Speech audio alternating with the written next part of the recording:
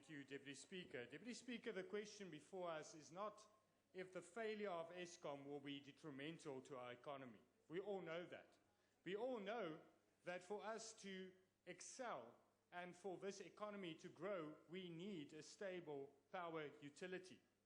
But the question is, will 59 billion rand of taxpayers' money prevent the collapse of Eskom? Will it prevent further load shedding? The previous 83 billion rand since 2006 paid to Eskom in the form of bailouts did not. Why would this differ? Yes, the 59 billion rand now comes with conditions, but the 83 billion rand also did. The 83 billion rand was supposed to be used by Eskom only for the enhancement of electricity generation and capacity and security of supply, and not for operational expenses. What was it used for? Operational expenses. So what will be different now?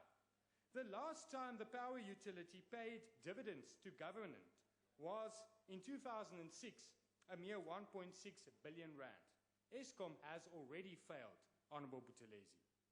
Who is responsible for the demise of Eskom? It's not the past. It's the ANC.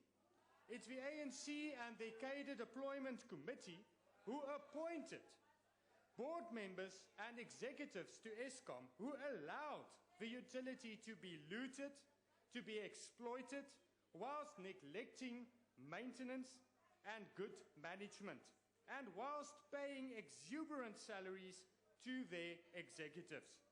It's the ANC government who allowed this to happen. This bailout and the further exploitation of taxpayers will not solve the problems.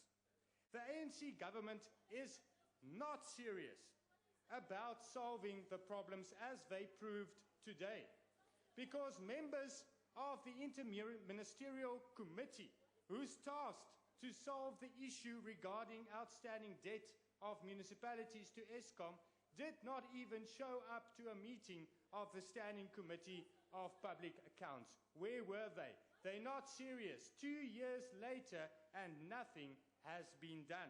And now we must give another billions of rands of taxpayer money to Eskom.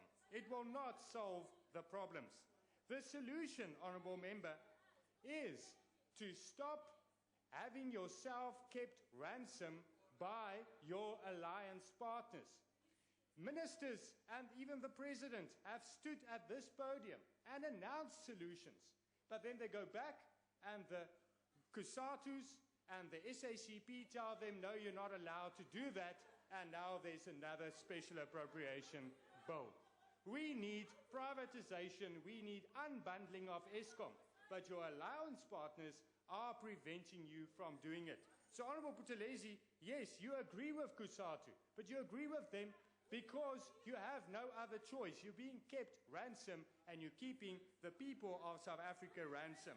We need deregulation of electricity supply in South Africa.